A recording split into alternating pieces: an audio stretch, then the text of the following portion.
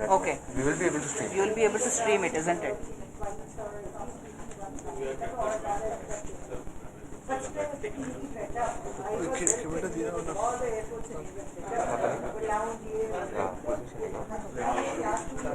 It's better that you are able to.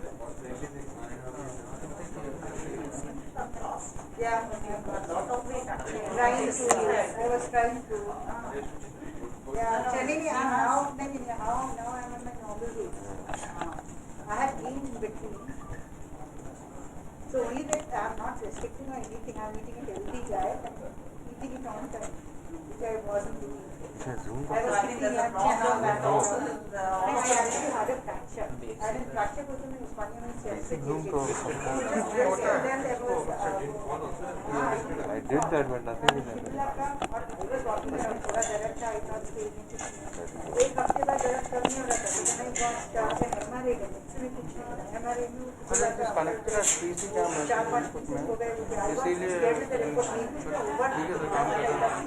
and then fix a current. इसका where क्या इसलिए हमको capture how does that work capture card gets connected to your open software और any other software जो भी capture video so it's a video card that takes multiple inputs multiple cameras will connect and then you connect it and that software streams it to your YouTube Zoom or anything. Now अभी आप project से आएगा तो Zoom पे आप करेंगे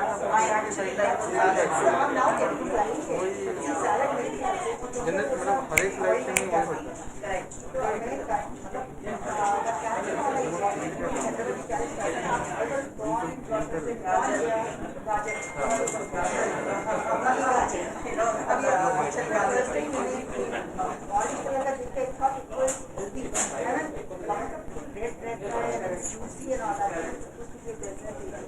तो मुझे वो आदत है खाई नहीं जाती but now I've started having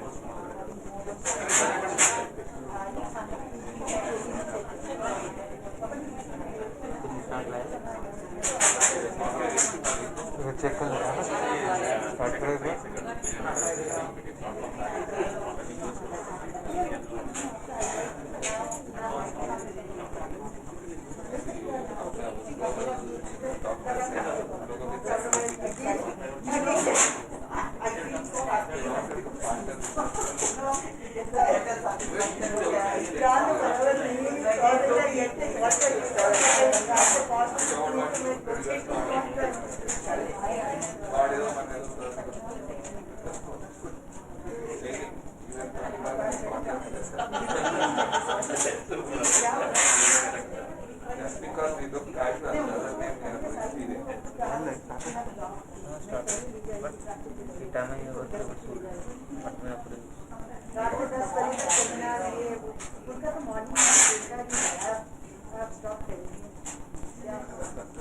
आप ही बोलो भाई हमारे was telling Rakesh की friend नहीं लेकिन हेल्थ भी उसका एक इम्पोर्टेंट टास्क है करना है देयर इज नो पॉइंट आज तक व्हाटएवर कुछ चल रहा था दीवार सर्जन यूके I don't remember finally collapse ही हो गया उसके बाद क्या करेगा these two chairs वो हमें इसका बड़ा रहना है काम करके कसर करके बिजनेस बड़े कर बार घर की मुर्गी डाल you don't have time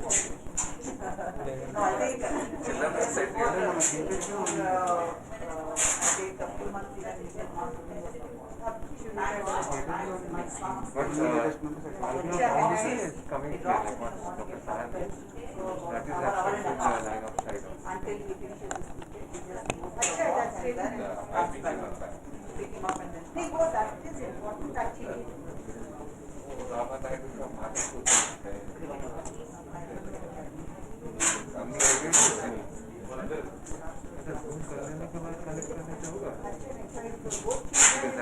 पहले जा सकते हैं, कोविड के बाद तो पूरा video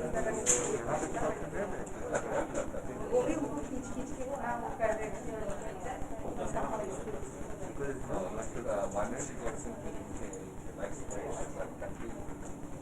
Skiing, if you want to. नहीं वो तो करते पूरा दे आए तो Here, what opportunities we have,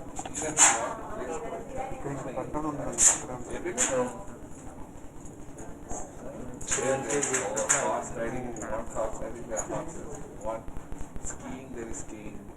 You name it, swimming, so it's parts and parcel of the curriculum. School. Every week they have one classes. नहीं अब क्या सीखी स्विमिंग पहले तो सीखे उनके साथ मैं सीख गई तो उनको ऐसे कह सकते हैं कि never wants to instead of school सुनते नहीं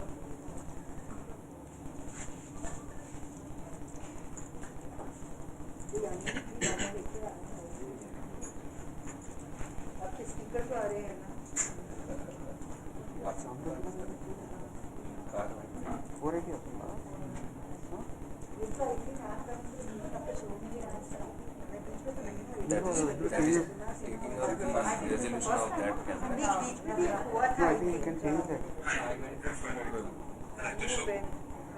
This is the correct. last time that action could be positive एक उसके बाद आई आपको Big here. I didn't see. पूरा हाँ, like it's set up. अच्छा, मैंने ना चीज़ हाँ, वाल है। चार्जिंग बटन केबल కూడా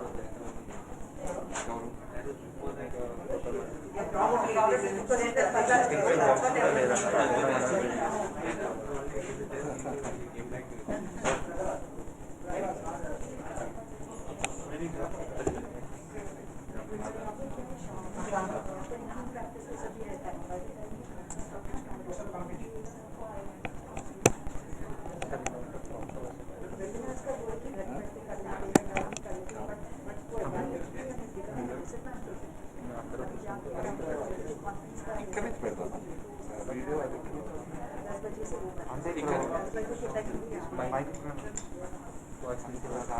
వస్తున్నాం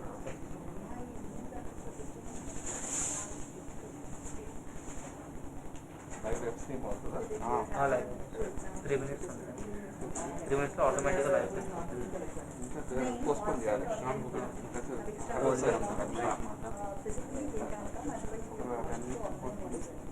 लास्ट ईयर भी ऐसा ही था मतलब यहाँ पे ये मूवी वर्चुअल थी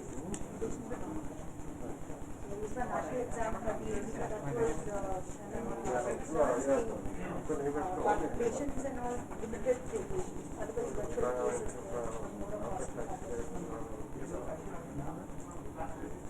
but those paper corrections are recommended online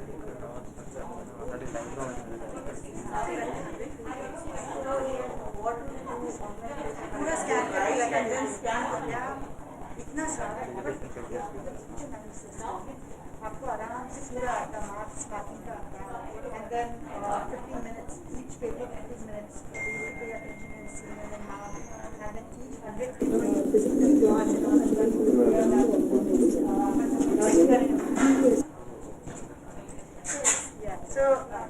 so ऐसा अच्छा ही है but only thing is कि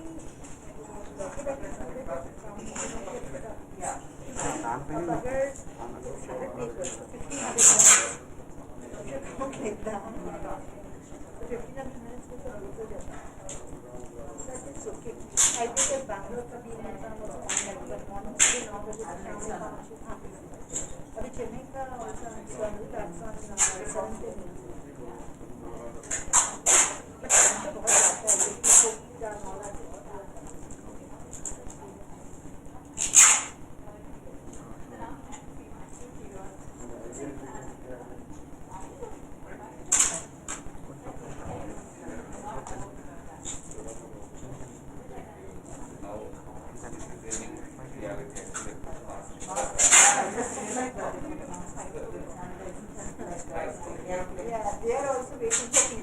my desk. Workload We're running a meeting. ये लाइव पूरा ये लोग सॉफ्टवेयर और बेस में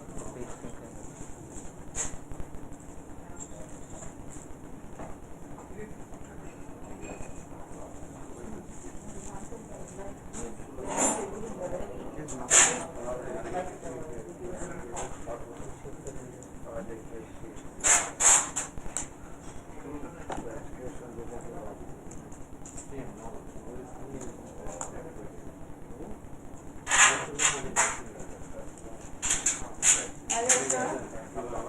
I'm fine, sir. How are you? Bhavani is my wife.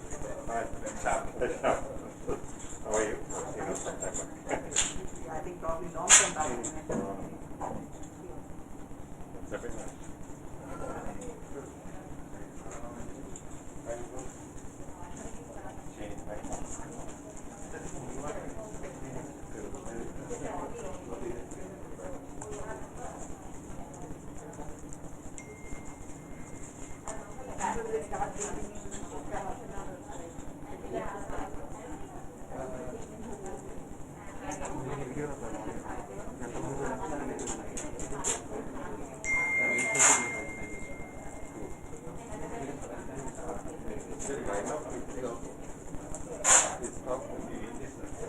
Only thing is,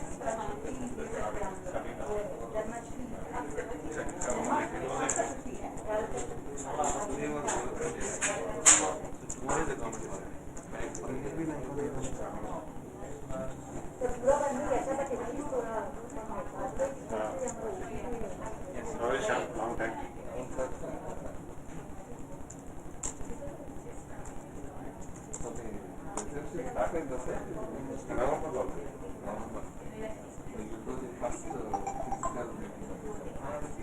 Here, here again, but sure.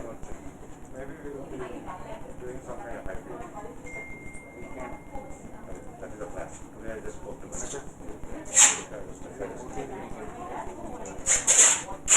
And streaming.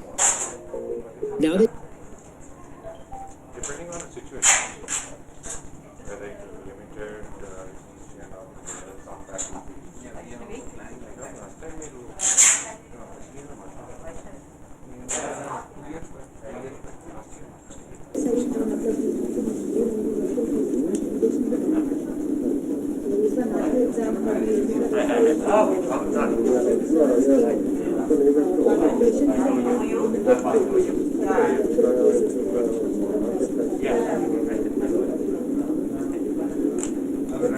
Yeah.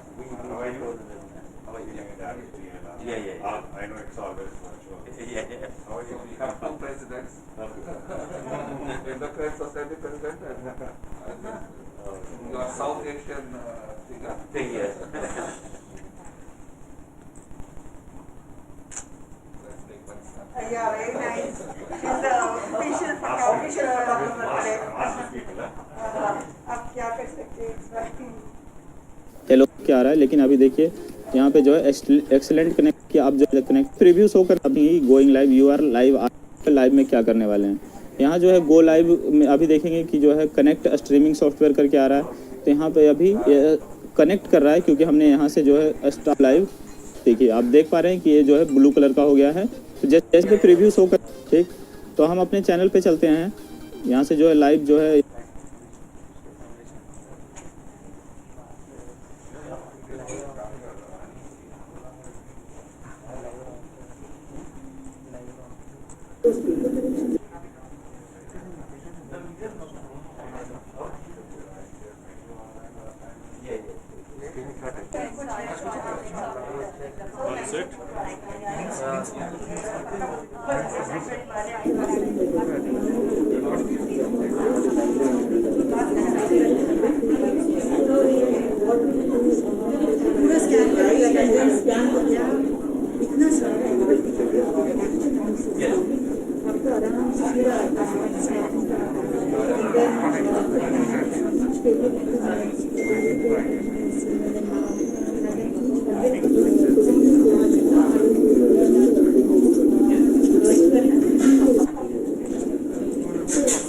So, the only thing is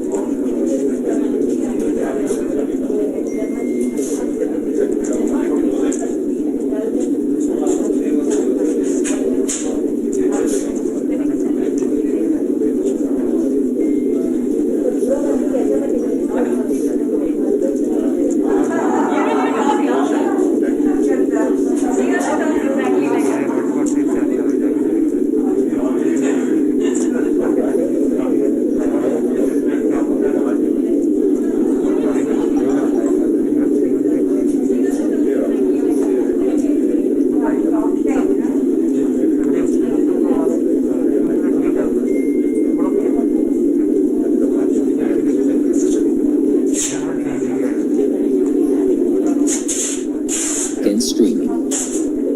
Now that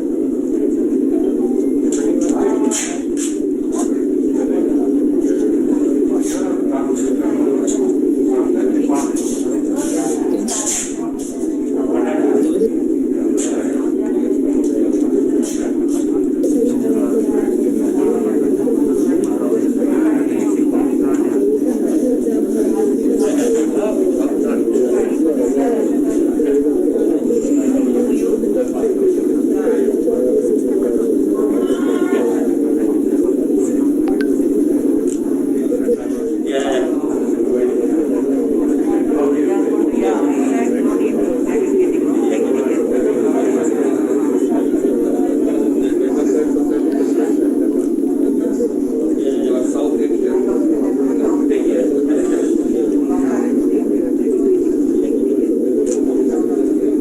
Yeah, very nice. It's the official word of the day. हम क्या करेंगे? चलो क्या आ रहा है, लेकिन अभी देखिए यहाँ पे जो है एक्सेलेंट कनेक्ट की आप जो कनेक्ट प्रीव्यू शो कर अपनी going live you are live में क्या करने वाले हैं। यहाँ जो है गो लाइव में अभी देखेंगे कि जो है कनेक्ट स्ट्रीमिंग सॉफ्टवेयर करके आ रहा है, तो यहाँ पे अभी कनेक्ट कर रहा है क्योंकि हमने यहाँ से जो है स्टार लाइव देखिए आप देख पा रहे हैं कि ये जो है ब्लू कलर का हो गया है। तो जैसे प्रीव्यू शो कर ठीक, तो हम अपने चैनल पे चलते हैं। यहाँ से जो है लाइव जो है यहाँ पे अभी कनेक्ट कर रहा है क्योंकि हमने यहाँ से जो है स्टार लाइव देखिए आप देख पा रहे हैं कि ये जो है ब्लू कलर का हो गया है। जैसे प्रीव्यू शो कर ठीक, तो हम अपने चैनल पे चलते हैं। यहाँ से जो है लाइव जो है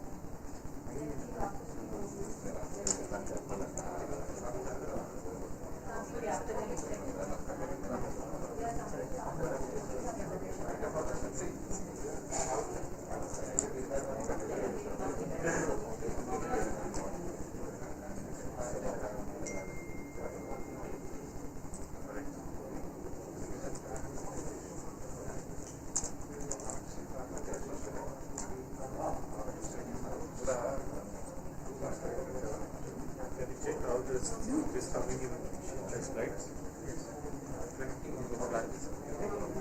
I could not take it showing like in that here.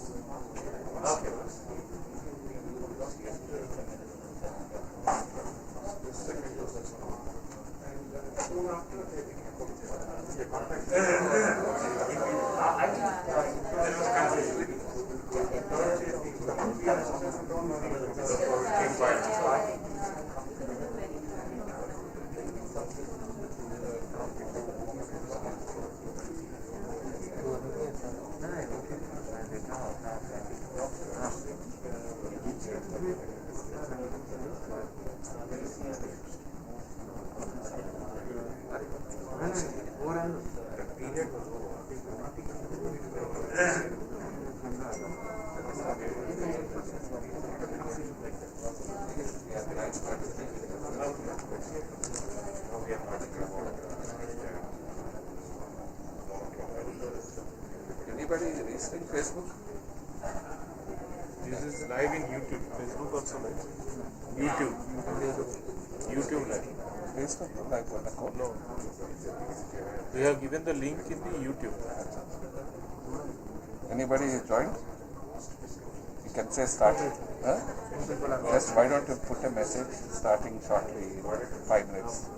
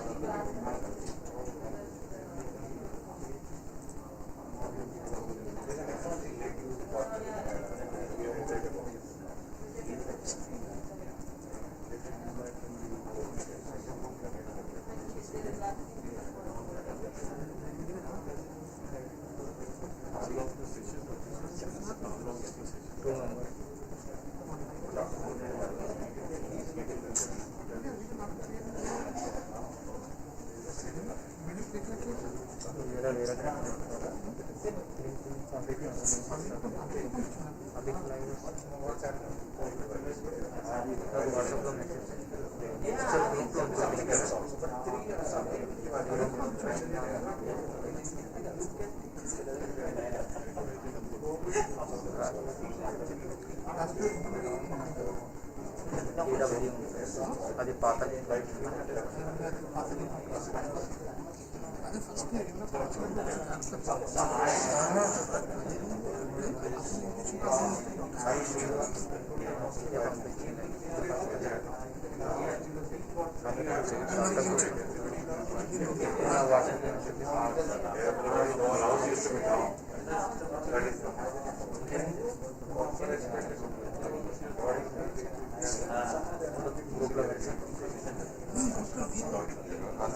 మరి అదే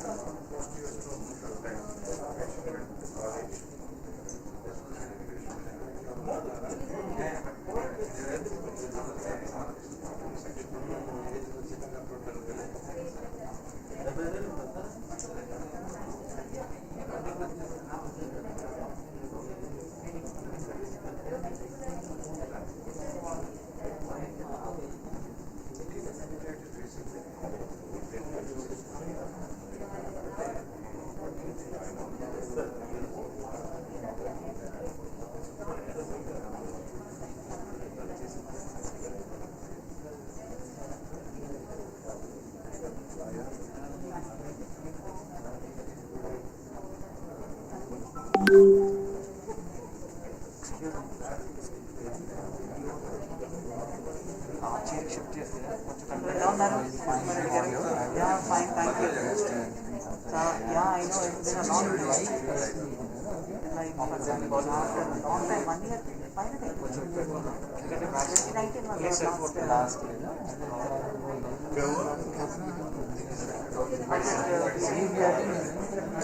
Live place. No, online and pediatrics big crowd and small crowd. Not many people.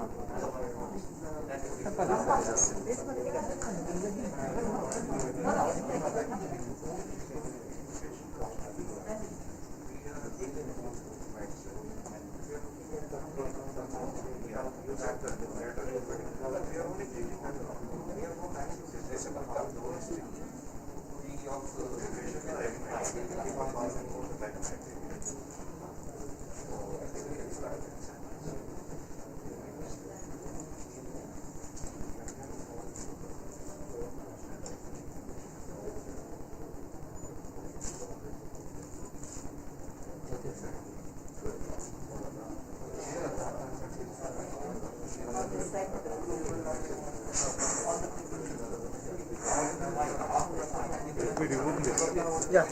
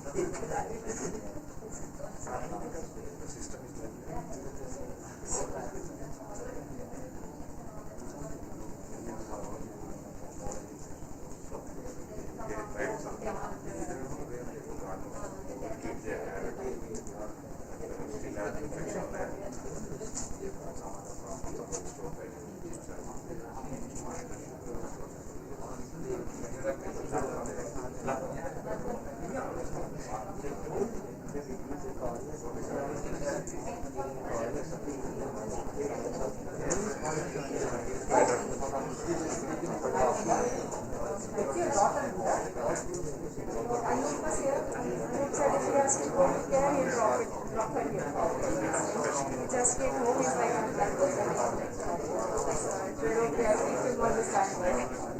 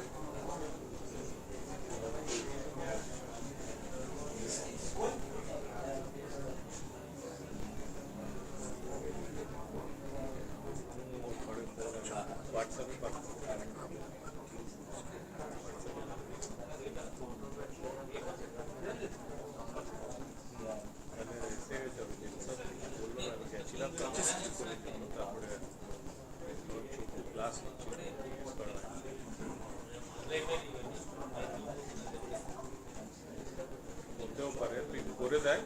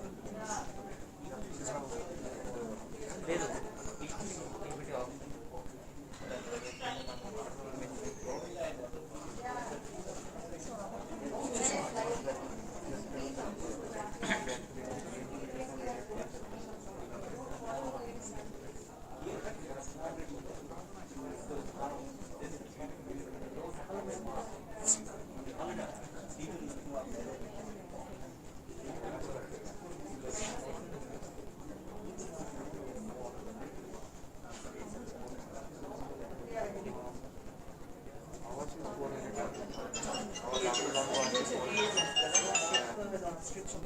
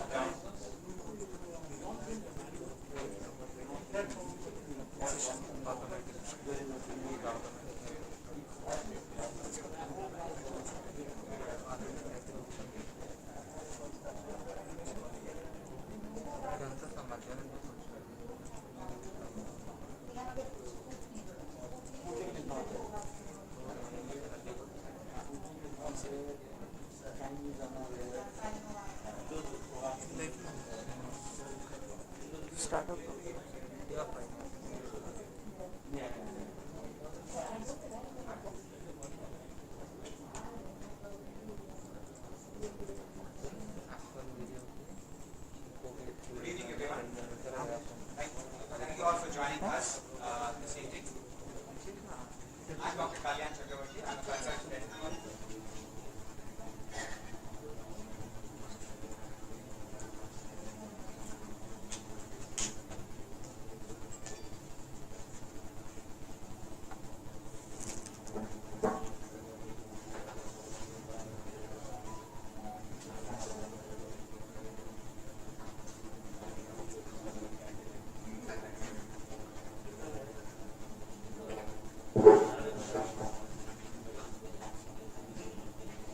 So welcome all. I'm Dr. Kalyan Chakravarti. I'm a consultant endocrinologist with Idea Clinics and Idea Foundation. So today I'm just going to be talking about a few words about Idea Foundation under the auspicious guidance of Professor Rakesh Sahai, and under which this program is being held. So Idea Foundation is a non-profit organization. It is mainly aimed at undertaking any academic activities which actually increase the awareness or the academic interest in the doctor groups. And it conducts seminars, meetings, lectures among medical professionals. We also get associated with organizations who want to involve in CME programs. We encourage printing of books, journals, publications, and any other activities that help disseminate this knowledge among the medical professionals. It's also a platform where we can help those people who are in need of care, and also to create a fund for declaring awards for people who have contributed significantly in the fields of medicine and surgery. So among other functions are conducting health camps, creating awareness programs, carrying out CSR activities for the corporates, and many other activities, predominantly as a non-profit organization, and in essentially developing a platform for the academic development of doctors. So with this brief introduction, I would like to start off with the program by lighting of the candle. I request Professor Hanif, Professor Sahai, Mrs. Sahai, and Sir Dr. Vasant Kumar sir,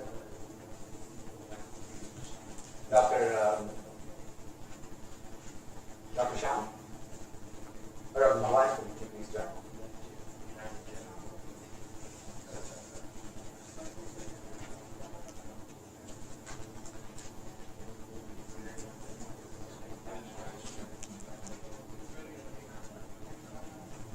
This way, you can help with it.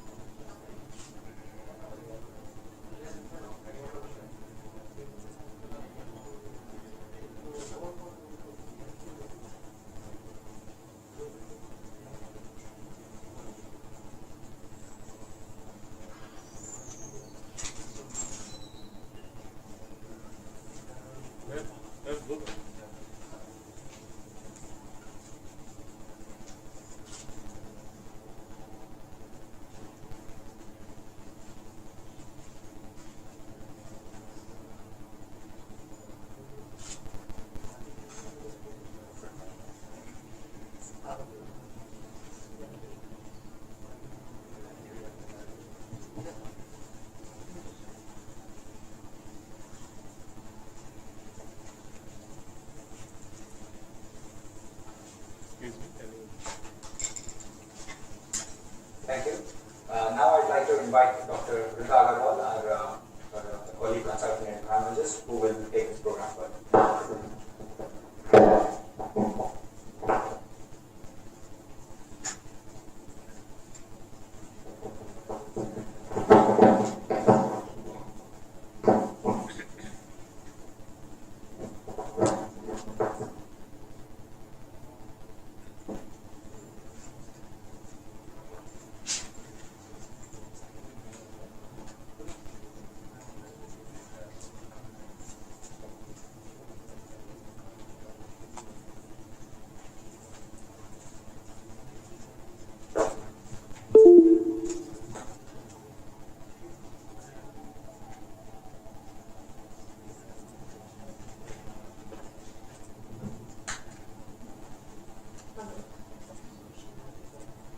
Hi everyone, a very good evening. It's an absolute privilege to be a part of a very esteemed group of physicians here tonight.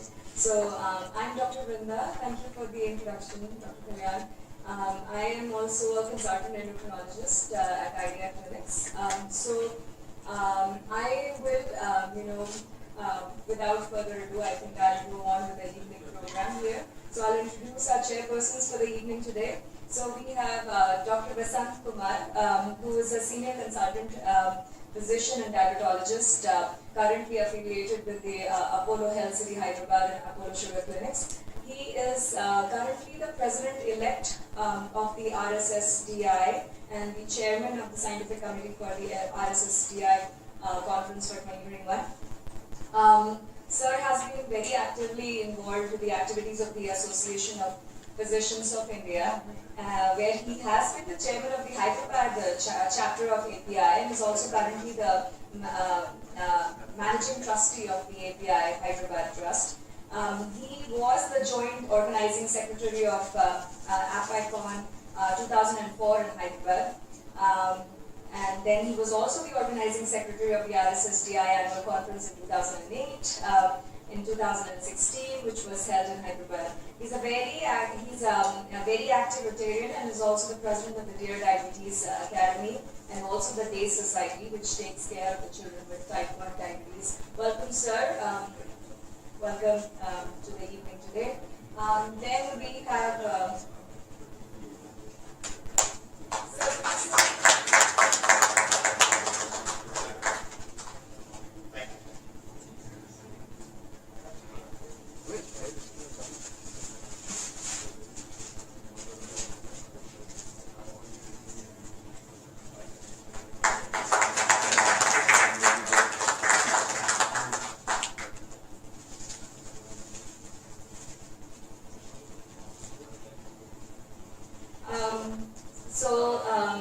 for our second chairperson for the evening today, we have Dr. Manisha Sahai. She is the professor and head of nephrology department at the Osmania Medical College.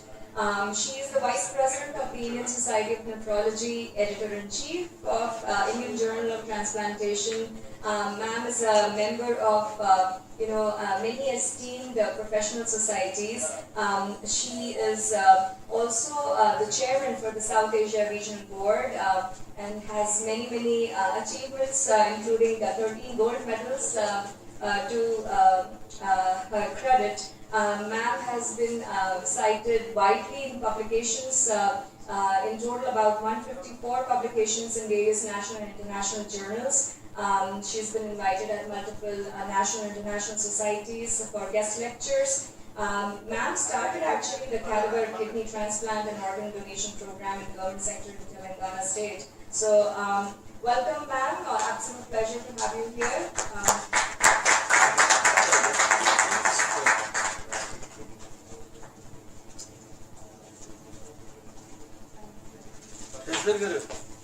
Hello.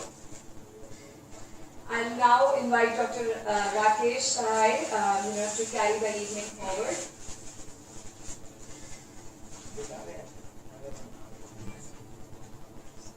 So I thank everyone who's joined here today for coming here to this occasion. And it's my proud privilege to introduce Professor Wasim Hassan.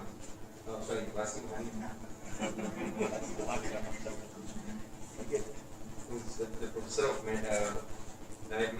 Endocrinology and a consultant physician and drug service in diabetes in the University Hospital in Birmingham. He is honorary professor of medicine at the University of Warwick. He is the board member of the Center for Diabetes and Endocrine and Metabolism at the University of Birmingham and the Clinical Advisory Group in Research in Diabetes and Endocrinology at the Institute of Translational Medicine in Birmingham. He has he's holding many positions in various organizations. He was is also involved as the chief and principal investigator in several international and multi-centric trials, and was also instrumental in setting up the UK ADS, that is the United Kingdom Asian Diabetes Study. He is very active in the South Asian Health Foundation. He is also a member of the Parliamentary and Stakeholder Diabetes think tank, advising the All-Party Parliamentary Group on Diabetes. He is a member of the European Policy Forum on Diabetes, advising the EU. His involvement in NICE has also been very extensive, and is sitting on the advisory board of NICE Health Technology Appraisal Committee between 2009 to 15. He is on the expert advisory committee of the Commission of Human Medicine, advising MHRA on new medicinal agents. So we are extremely happy to have him here today with us. He is also on the board of governors as a trustee of the Diabetes UK. And so we are extremely happy that he is with us today. And it's my proud privilege to welcome him to this program today evening. I also worked with him, I had the pleasure of working with him many years back, over 30 years back, when we were both at the Nizam Institute of Medical Sciences. So welcome to Professor Hanif.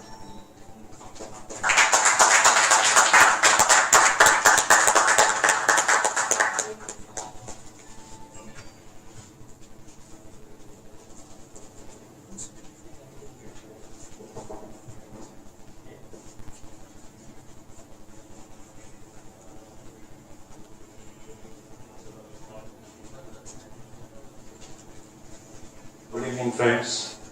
It's wonderful to be here this evening amongst all of you to listen to one of our own sons of the soil, who is, as Dr. Rakesh said, he is Wasim Akram of endocrinology.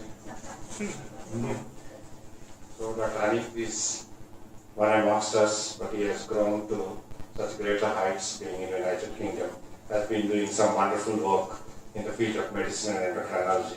Today we are extremely happy to have you with us.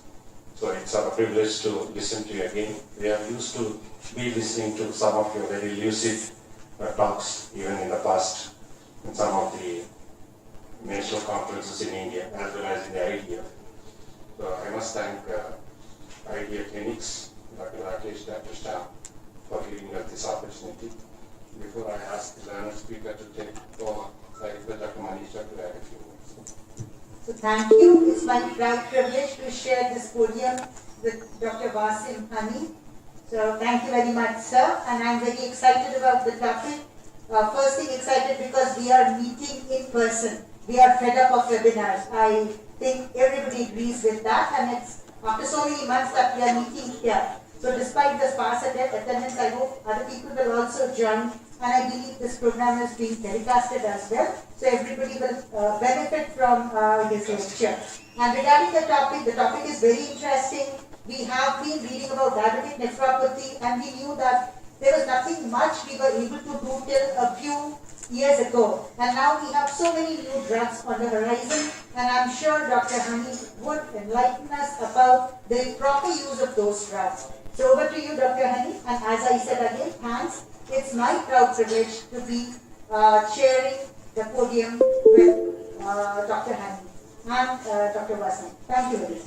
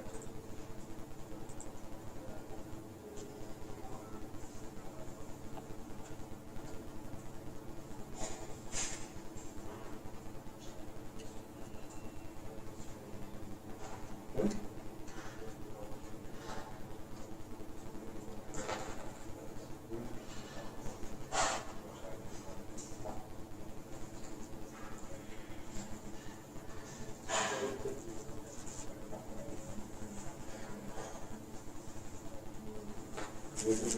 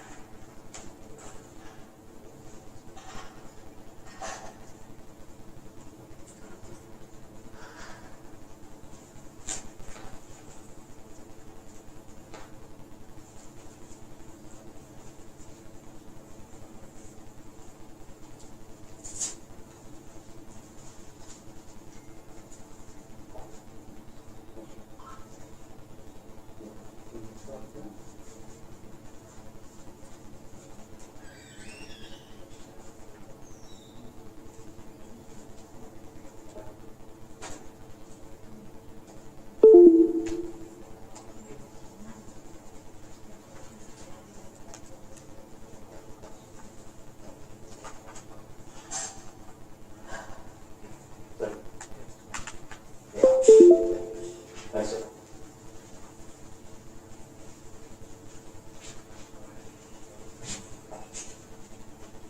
Cheers. Thank you very much. Sorry for the question that comes through. Let me take this opportunity to first thank the chairman for today, Dr. Vasant Kumar Manisha, for the kind invite and coming up today to the session. A big thank to my good friend and colleague of many years, and we've been in touch and we still do a lot of work together, Rakesh Desai. I and Rakesh not only go back as colleagues, but his parents were my professors in Gandhi. So a big thanks to them.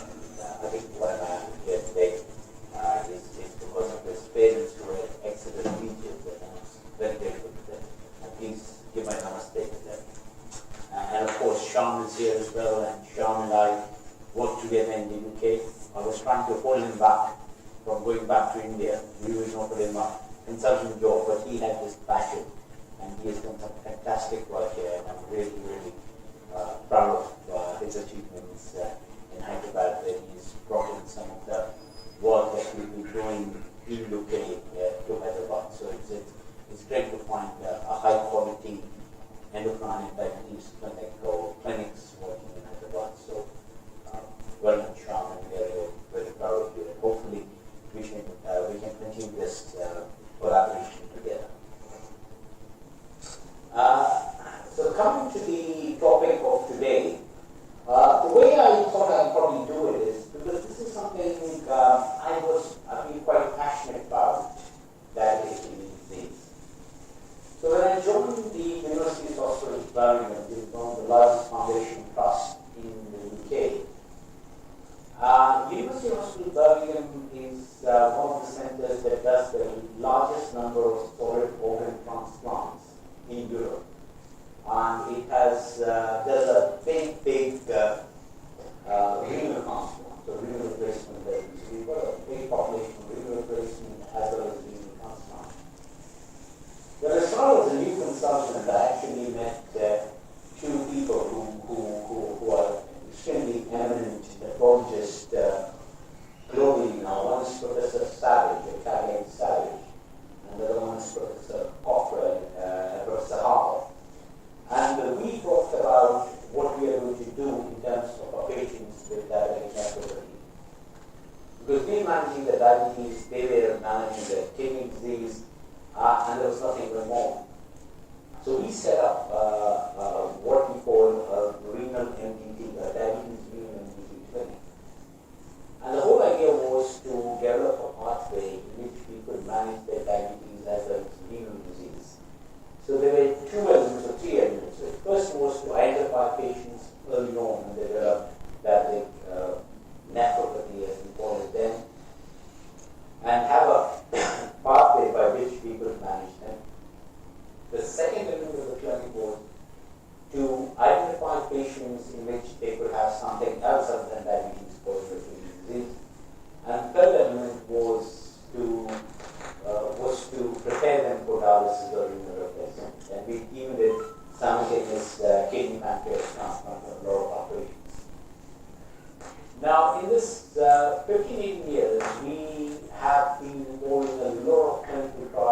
neuro research, where, as I said, we tried everything, right from gold to pyrrolizumab to parasantin to dual blockade with ACE and ARBs, without much success. Each of the trials showed that our patients actually ended up dying more than before. So what I'm going to try and do is to just encapsulate my journey, because I think what has happened in the last 2 or 3 years is probably the most exciting thing, and it is about trying to see how we are able to identify and manage these patients, and that is a challenge for us globally. So I'm not going to say something very new in terms of research. I'm sure most of you are aware of it, but I'm going to be talking more about the guidelines and pathways and some of the studies that we are really planning to see how we can actually translate all these findings into patient benefit. And the reason is this, because I think dermatologists as well as nephrologists, I think we are both a bit slow in translating what we do. When you compare to our cardiology colleagues, now everybody is on SGLT2 inhibitor, even if they have the mildest of heart failures. But for us, it takes a long time for us to do it because we are skeptics, we look at the evidence. But I think this is a very good opportunity to see how we can translate this stuff. So this is something I found, I don't know, it was, I picked it up. So this is supposed to be the description in the hieroglyphics by the Egyptians about diabetes. And somebody told me, this chap's name is Gale, not Chris Gale, the cricketer. He is the physician from Egypt, and he was supposed to be one of the first few people to identify diabetes. But one thing unique about Egyptians was, and perhaps even the Indian physicians, they thought that diabetes is a disease of the kidneys. And I think they were absolutely spot on in a way. Then we found out it is about pancreas and all. But kidneys is the key in diabetes, and Manisha will agree with me. So this is something copying and always show to the medical student is 4 in the week. You've got to concentrate on the week to understand the kidney disease. So these are some of the things I'm going to be covering today: overview, risk factors, treatment, and a bit of modality. Before we do that, let us look at this thing as to what is diabetic kidney disease. The reason why this is very important, and some of the data I will show you will confirm it, is that we have been talking a lot about chronic kidney disease in people without diabetes. This is especially true in countries like UK with a large elderly population, where it is now almost mandatory in the NHS to measure their EGFR every year. And as any nephrologist will tell you, as we get older, our EGFRs fall. So all my 80-year-old, 90-year-old will be CKD3 or thereabouts. But these people will not really progress to kidney disease. So I think it's very important, although we identify a lot of chronic kidney disease, we need to see how this is different and how we manage that. And then we've got the diabetic kidney disease, which is a subtype of CKD, which is defined as deterioration in the renal function from long-lasting diabetes, usually the presence of albuminuria. The diagnostic criteria, including recommendations from NICE, is 2 EGFRs less than 60 over a period of at least 90 days, or EGFR greater than 60 with an ACR of greater than 3. Now this is the US data on end-stage kidney disease, and this actually shows that the prevalence of the end-stage kidney disease is actually rising. But if you look at the incidence is not really changing much. So what it says now is that because we have got better at managing cardiovascular disease, managing decay and other things, our patients are living longer. So more and more of them are actually ending with end-stage kidney disease. So I think it's very important for us to start looking and managing these patients better. This always worries me. Whenever I show any slide on diabetes and its complications, the biggest surge that happens is in Asia. And this is where most of our battles for diabetes will be fought. And you can see the exponential rise we are seeing in Asia. Although globally there is a thing. And again, this is something I always show to the nephrologist, basically telling them that the commonest cause of diabetic kidney disease is, of kidney disease is, or end-stage kidney disease is diabetes. Second one is hypertension. Third one is unknown cause, and then comes glomerulonephritis. So it should be the diabetologist who should be well trained in managing diabetic kidney disease, because I think that is something we have been lacking, or it has not been emphasized. Now, one of the big challenges that we have got is we've got a big population who's actually on dialysis. Dialysis has twofold effects. So when it comes to the quality of life, dialysis is probably the biggest factor that decreases the quality of life of our patients. If you look at the quality calculations that are used by NICE and other bodies, somebody having amputation and going blind doesn't lose that much quality of life when someone goes on dialysis. So this just emphasizes that what dialysis does to the quality of life. The second important thing, and this is something I always try and emphasize, is somebody who's gone on dialysis, the risk of dying is perhaps higher than some of the cancers. So when somebody who's got a cancer, we can do terminal, the dialysis per se is terminal, is worse than many cancers. Once you develop diabetic kidney disease, and this is probably the most interesting slide, you lose about 16 years of your life. So that's a huge amount of life years lost. Again, emphasizing the point that when it comes to diabetic kidney disease, we have to start thinking about it earlier in the management, and then looking at it. Now, when it comes to what is there in our kind of an armamentarium or the management protocol for diabetic kidney disease, and unfortunately, other than the renal and IDA clinical trials, which were reported in the 90s, so around 2000, nothing has come up that has shown to be effective in terms of altering the course of diabetic kidney disease, and this is quite depressing. I'm not going to go through it, but just to remind ourselves about CKD classification, along with thinking about the albuminuria. Now, this again you must have seen as the KDIGO classification, which I think is more suitable, where it not only looks at the EGFR but also looks at proteinuria. So somebody having a protein leakage through the kidneys is much more increased risk of developing or evolving end-stage kidney disease. So this is something I always try and emphasize. My primary care physicians, diabetologists, clinically measure the protein leakage from the kidneys, because these are the patients we need to target and treat them more aggressively than the ones that don't have the protein leakage. So these are the ones that are going to progress. So this is a review we did recently, basically trying to look at a couple of things. So this is from the THIN, which is one of the largest databases in the UK. And we want to look at the prevalence of CKD. And we wanted to look at using two lab EGFRs and CKD calculating the EGFR from creatinine.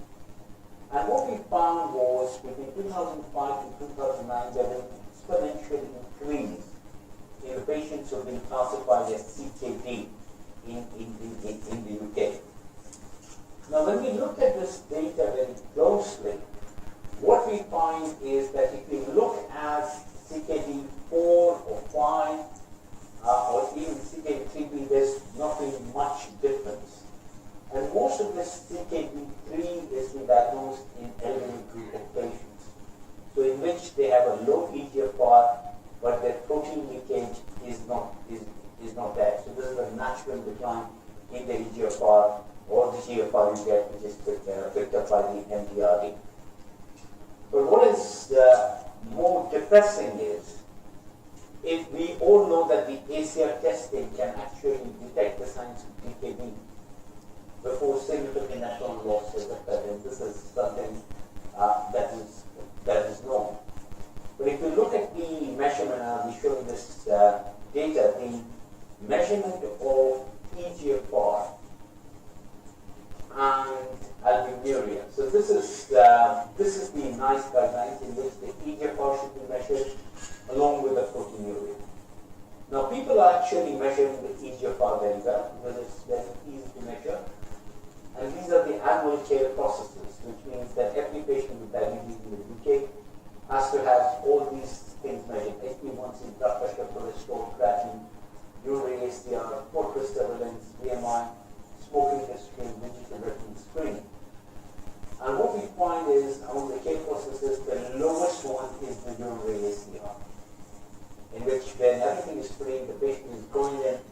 The people that don't measure is the protein. Again, emphasizing that we perhaps are missing a very important tool in terms of early diagnosis of diabetic kidney disease and its treatment. So therefore, it's very important when we do an HbA1c or blood glucose, always think about the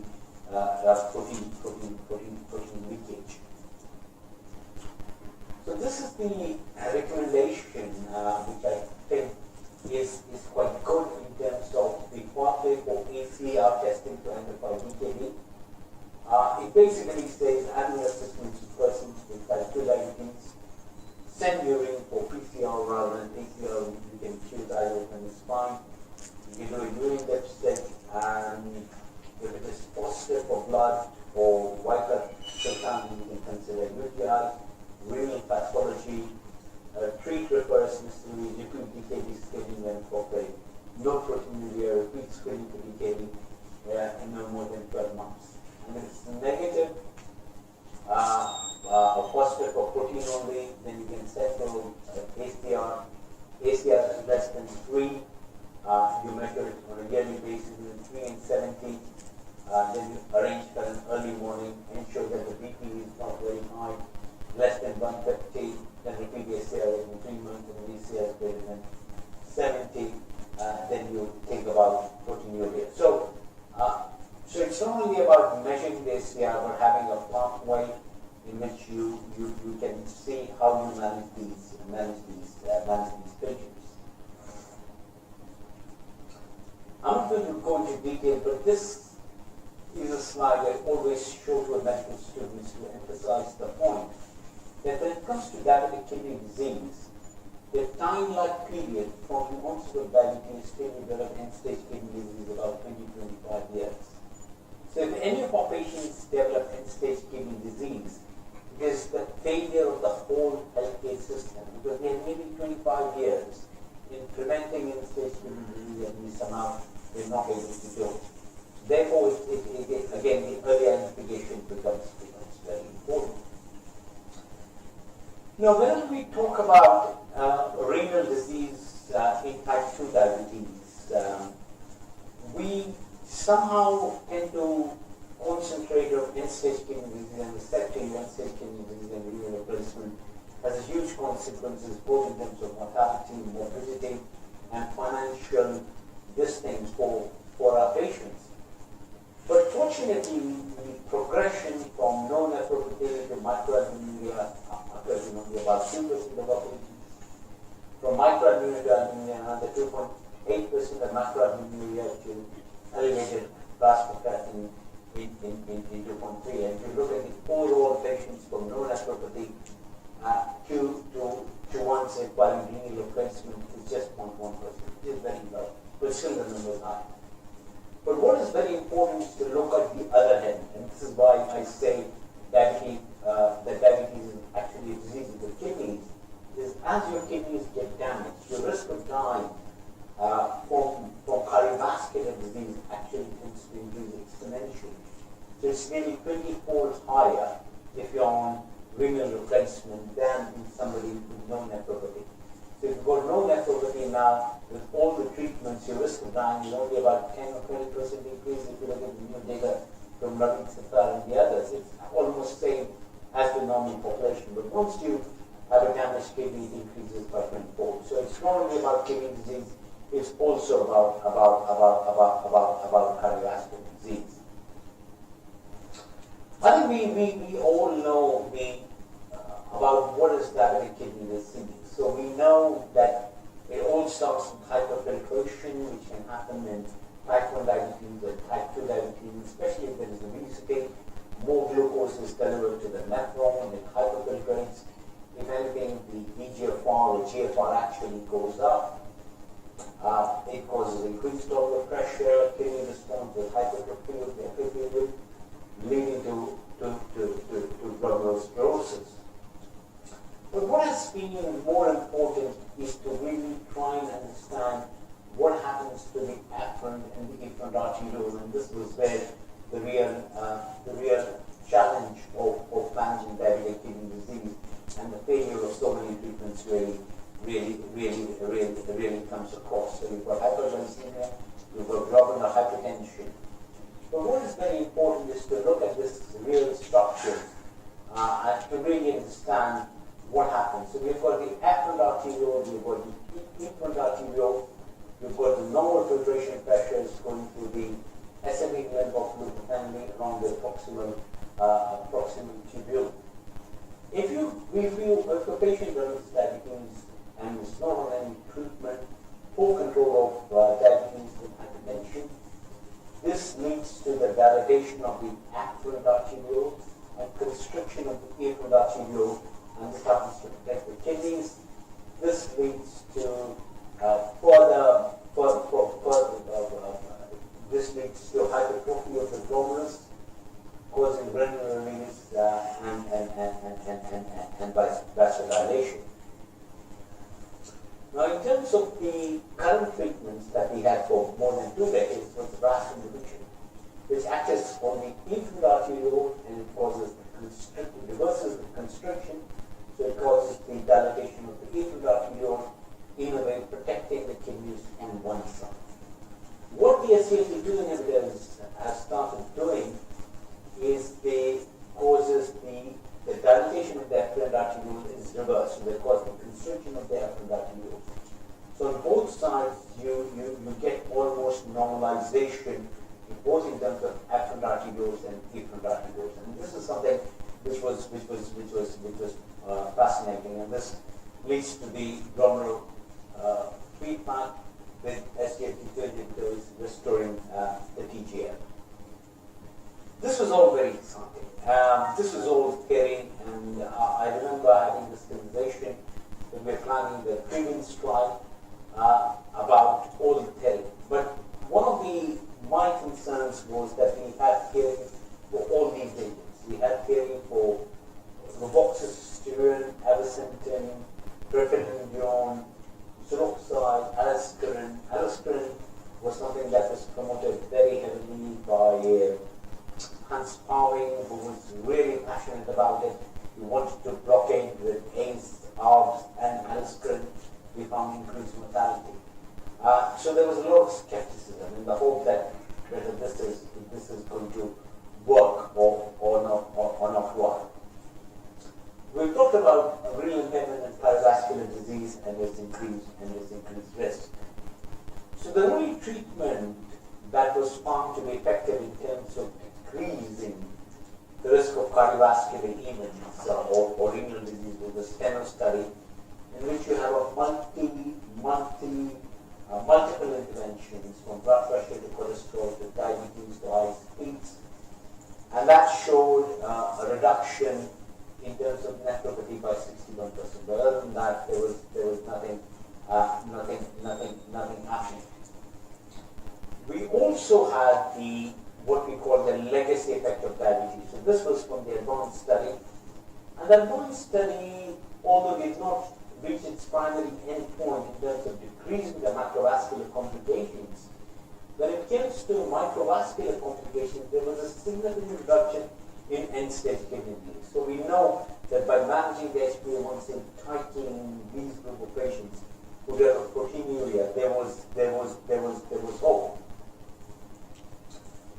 And we also found in the ACE inhibitors and ARBs, there was a renal protection of about 20% risk reduction in renal and IGNT.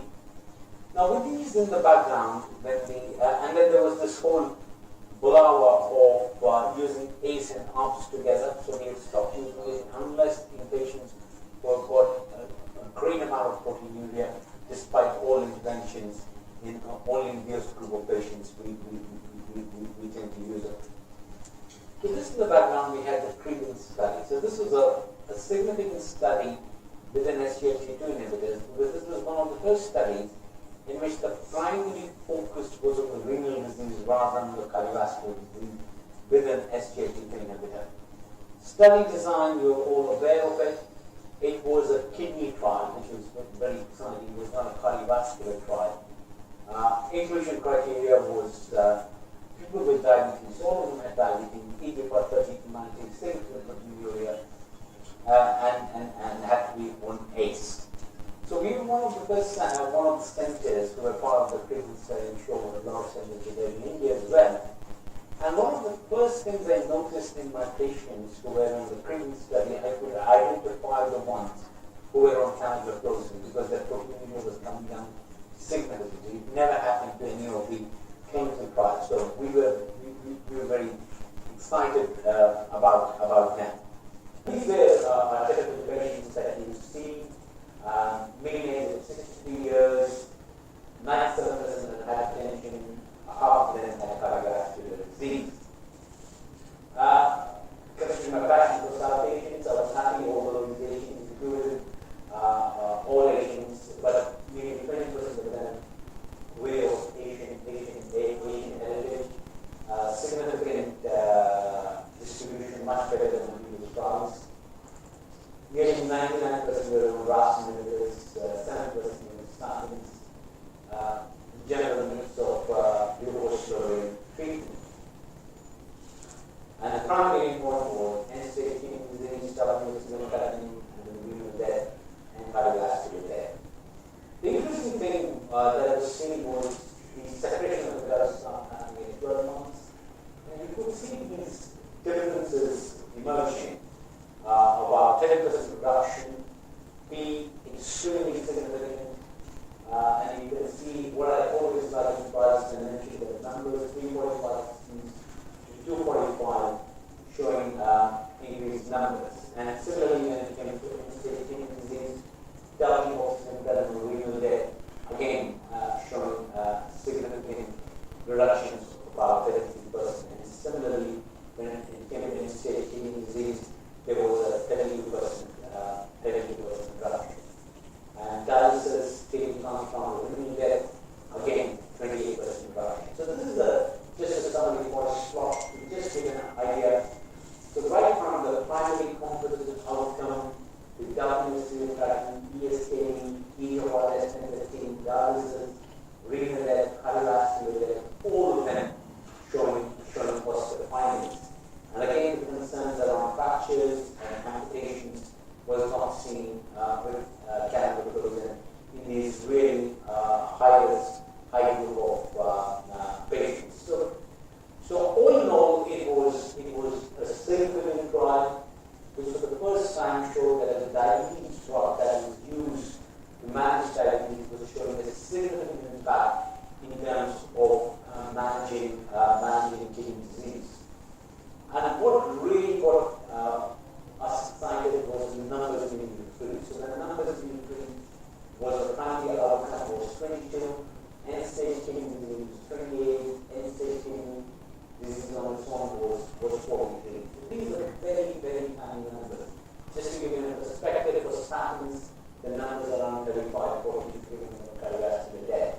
These were significantly lower, showing the economic benefits. But Credence was essentially a diabetes trial in patients who had diabetes to show whether there was a difference. And then we had this trial, the DAPA-CKD study. Now, DAPA-CKD was significant because here we used the diabetes drug and SGLT2 inhibitor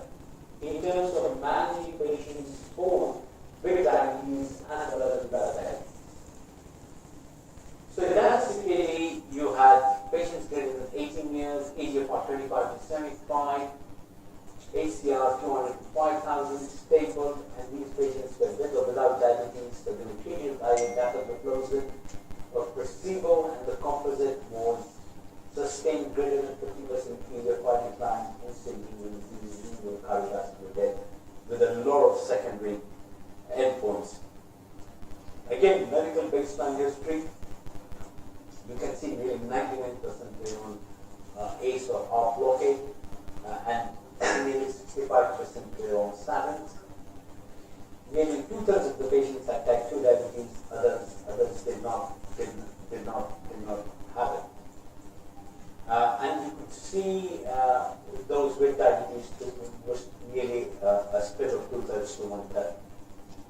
Again, if you look at the primary endpoint, there was nearly 39% relative risk reduction, and numbers needed to treat was 19. Again, showing very, very significant numbers. So if you look at again the statistical significance being in this forest plot when it comes to reduction of eGFR, composite of CV death or hospitalization, all favoring SGLT2s. And again, showing this that there was a significant improvement in terms of the outcomes as well as the side effects. They're almost minimal, just like in case of ketoacidosis butyrophilic, but otherwise quite significant. Now this really brings us into the focus that we have got SGLT2 inhibitors that are very effective in terms of preventing diabetic kidney disease. Now, once these findings came in, I was involved in a couple of guidelines, and one of the challenges was how are we going to use these agents? And this was really challenging because you had to show to the primary care physicians where to use it. Because currently the licenses, as we know in the UK as well as in India, is that SGLT2 inhibitors were initially licensed as agents for diabetes, which basically means their license was that they should bring down the HbA1c, and that's why we wanted to use them. We also knew once the eGFR was less than 0.5, because the nephrones were not flushing out the extra glucose, these agents were not very effective in terms of reducing the HbA1c. So the UK guidelines said once the HbA1c was, once the eGFR was less than 0.5, you had to stop these agents.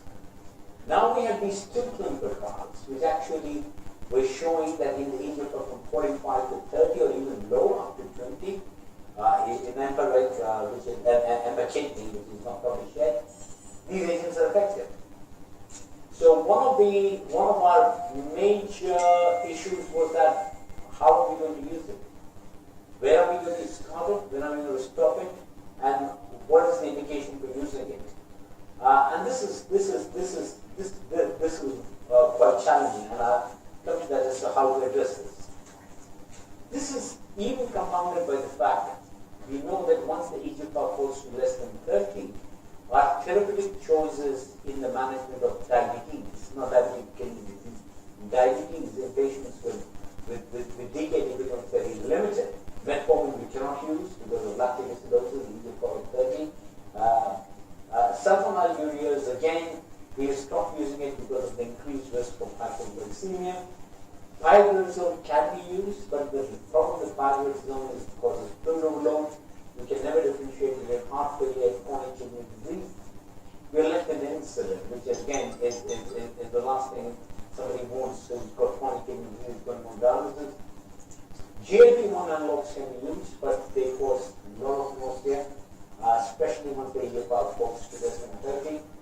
SGLT2 inhibitors, purely in terms of diabetes management, cannot be used because they don't bring down HbA1c, but we have to revisit them in terms of managing it. So we're left with nearly DPP-4 inhibitors or drugs like linagliptin or alogliptin or sitagliptin to use. So this is again something of a dilemma as to how we manage these patients in terms of diabetes.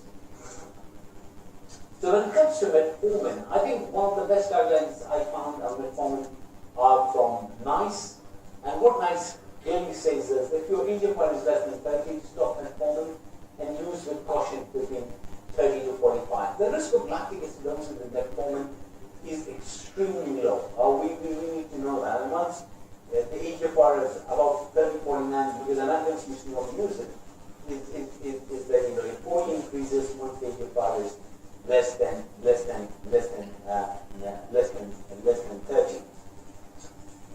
The other issue that we have caught is once the patient goes on either hemodialysis, peritoneal dialysis, or renal transplant, the options even get more limited because you, first of all, if you measure the HbA1c, it doesn't give you a proper reading.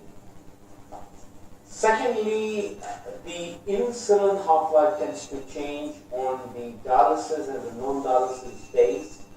So you may end up in a situation where the patient has a hypoglycemia one day and a hyperglycemia the other day.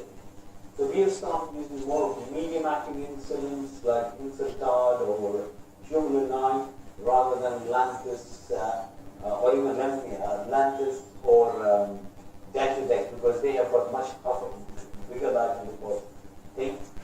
Renal transplant has become a big issue because nearly 15% of the patients post-renal transplant are developing diabetes, and there is very little evidence to show how we manage diabetes in these patients. What are the agents to use? Most of them end up on glucoside or insulin, again, which causes weight gain, which affects the transplant choice, because the transplant doesn't survive if you start putting on weight. You started more using GLP-1, again the evidence is less. Again, if these patients are proteinuria, what is the evidence in terms of using SGLT2 inhibitors? And then you've got patients with SPK. So these are some of the challenges that we have got. And the question is, how are we going to address them? So these are some of the guidelines that we have tried to develop, because this is a very evolving field. And each one of us will have to work together with experts like you to develop their own guidelines in terms of the challenges of managing diabetic kidney disease. So one of the recommendations that we have got is around eGFR. Check the eGFR for patients annually, which is important. Along with the eGFR, we need to check the ACR or whatever protein nutrient is getting used.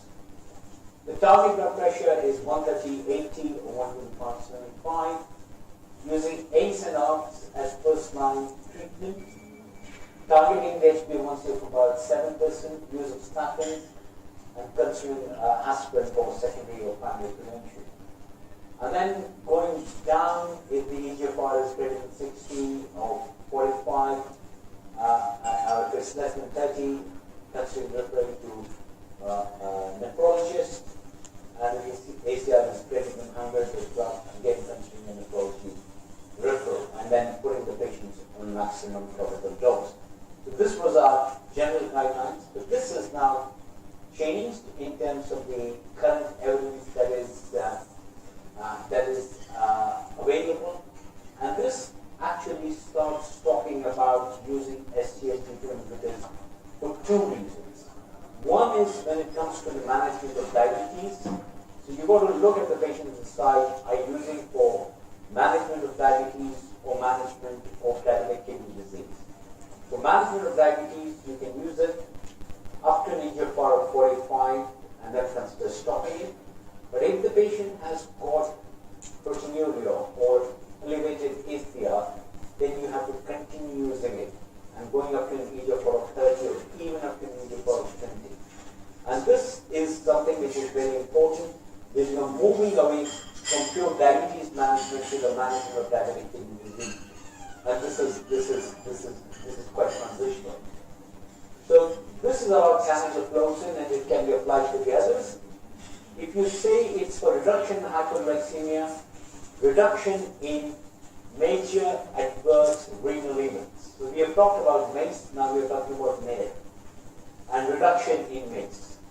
So without severe albuminuria, you can initiate it at an eGFR of greater than 60 and stop it at 45, because there is no benefit in terms of HbA1c reduction, and if there is no albuminuria. But if the patient has got severe albuminuria, then you have to consider starting it at any eGFR and continuing it until the patient reaches dialysis or renal replacement. And I think so therefore it is becoming more and more important in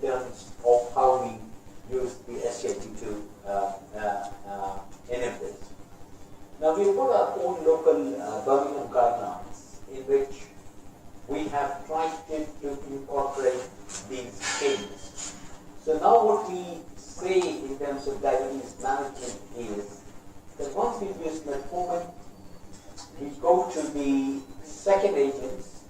So in terms of second agents, we basically see if the patient has renal disease, and that includes any amount of proteinuria, you start using SGLT2 inhibitors as second-line agents, along with, for the cardiovascular benefits and for other things. So coming to the end of my talk, what I think is very important is that diabetic kidney disease is a significant problem. It is going to increase as the patients are living longer. For a very long time, we did not have any drugs in our armamentarium to actually prevent this. To prevent diabetic kidney disease, the important thing is measurement. So I would insist that most of our patients, we should start checking the eGFR, along with the eGFR, looking at their ACR. And when we look at the management of the patients, the presence of ACR should dictate the choice of therapy, be it in terms of SGLT2 inhibitors, maximum dose of ACE inhibitors, and the others. So with that, thank you very much.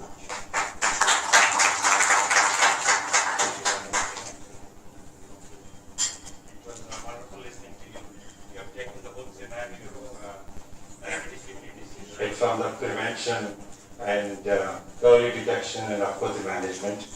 And the topic on diabetic kidney disease cannot end without talking about SGLT2. You have extensively dealt with it, but in spite of that, I'm sure there will be points. And then I have my co-chair, nephrologist, who is going to give her comments, which are very important also. So thank you. I second Dr. Vasant's opinion. Very lucid presentation from etiology, pathogenesis to the recent advances in management. So just to add to what you said, sir, I would like to give you the Indian scenario. So in India also we do a lot of dialysis. We are not happy doing it. As you said, it's a failure of primary treatment itself. And we do transplants as well, and we do simultaneous kidney pancreas transplants as well. So the technology, the know-how, everything is available. But the sad part is that we are focusing on wrong things. We are not focusing on prevention. So in India, we keep on emphasizing, in nephro conferences, we have audience as nephrologists. In endocrine conferences, we have audience as endocrinologists. In diabetic conferences, RSSBI, we have most of the people diabetologists. These people are already aware of the drugs. But who sees the patient in the early part? The general practitioners, maybe the physicians, and they do a very human service, because with the Indian population, we need all of us to work together. Patient should be treated as a holistic approach. So what you said, that to use all these drugs, we have to first pick the patient early, not pick the patient when he comes to the nephrologist in stage 4 or stage 5. So that thing needs to be emphasized. All diabetic patients every year should have a measurement of creatinine and eGFR and the proteinuria. Either you do a protein creatinine which is freely available or a UACR. So that should be the take-home message. So we should pick them up early to use these drugs appropriately. So we were also part of the Credence trial, sir. Our center was also part of that trial, and the drug gave phenomenal effects. So though it was a blinded study, we could easily make out the patients who were on the study drug. Apart from being a nephroprotective drug, a smart diuretic, and if the edema goes off, many of the times we have to stop the diuretic as well.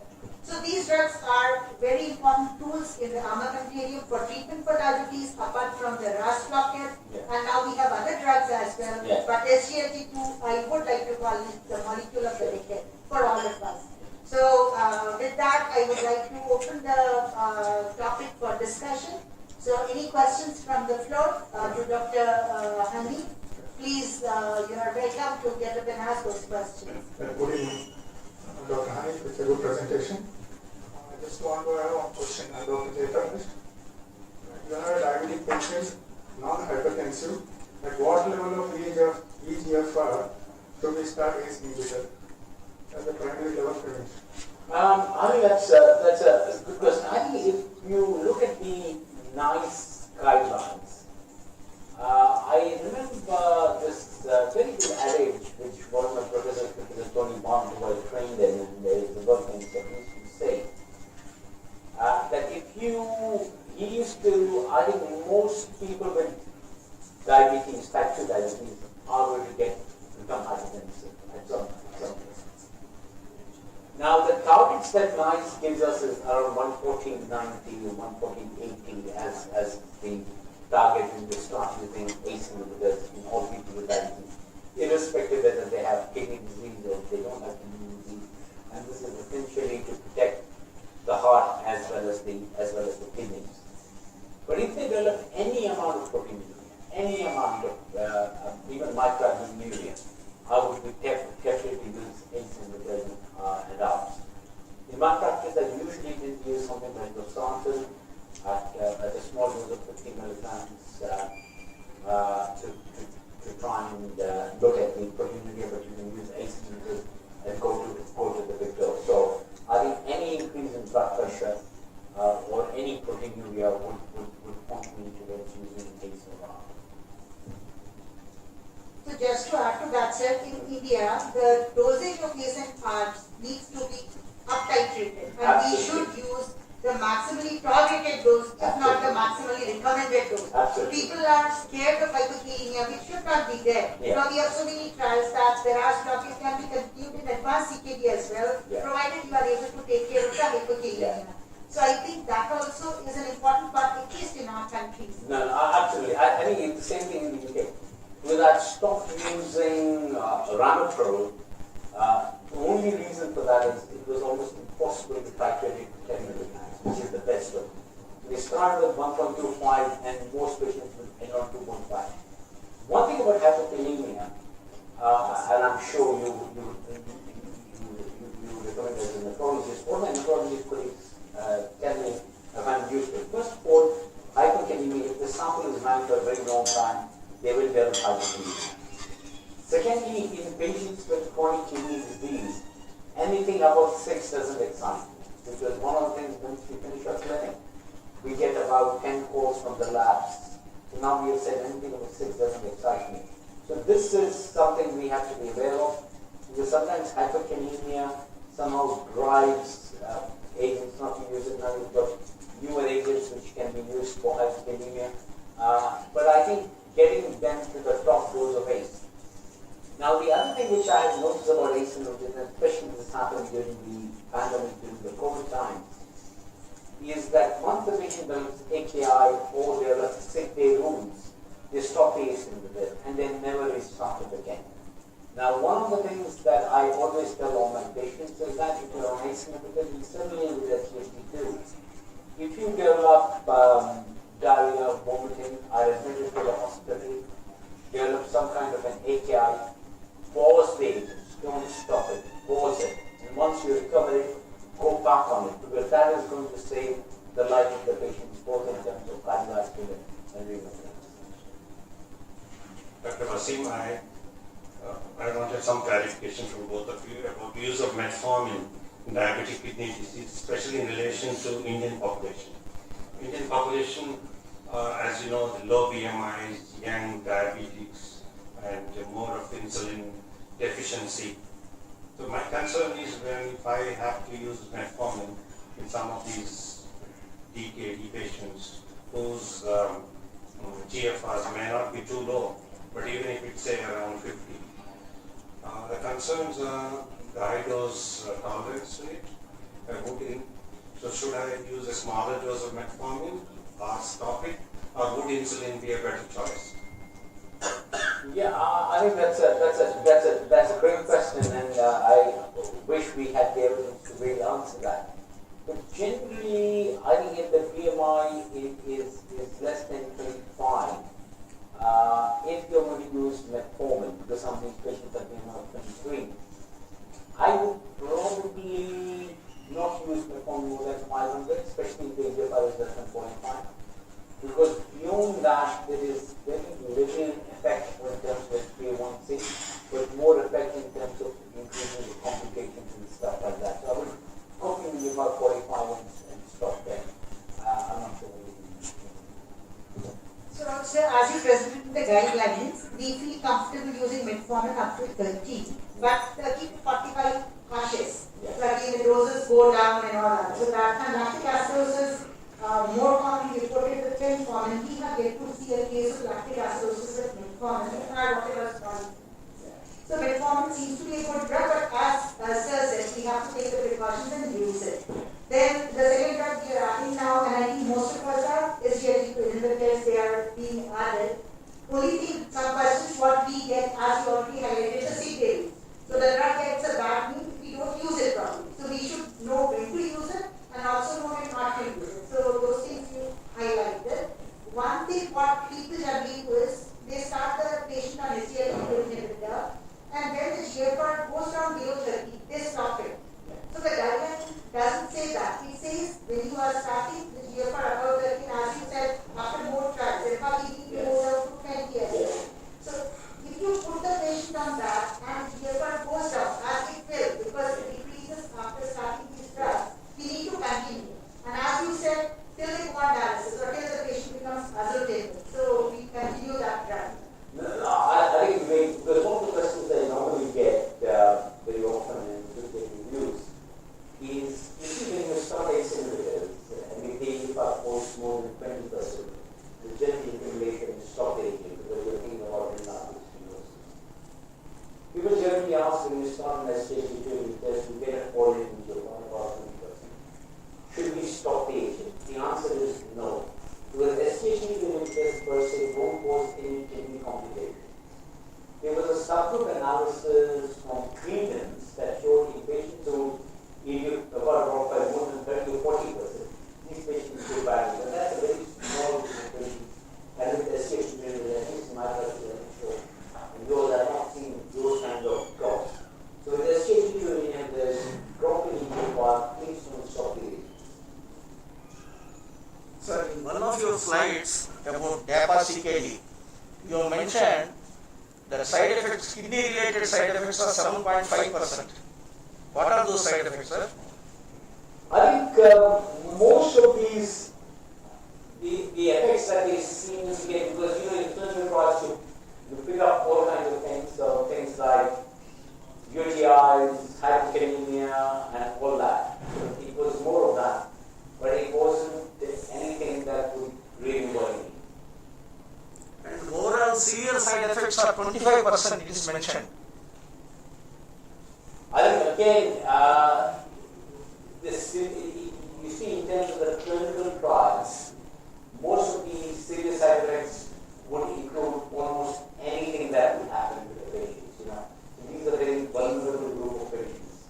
So any kinds of SAE or serious intestinal damage happen, that will be reported. But there are not any specific that would cause concern. Dr. Ali, I have a query pertaining to complications of diabetes. Those significant patients with microalbuminuria might end up with raised creatinine and a few of them with end-stage renal failure.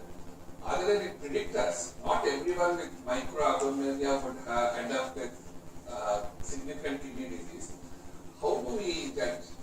In analogy, if we have retinopathy, though most patients might have bilateral retinopathy, very few will end up with laser-treated retinopathy in only one eye. Are there very local factors or is it all metabolic? Why would that not? How do we predict end-stage kidney disease in patients with microalbuminuria?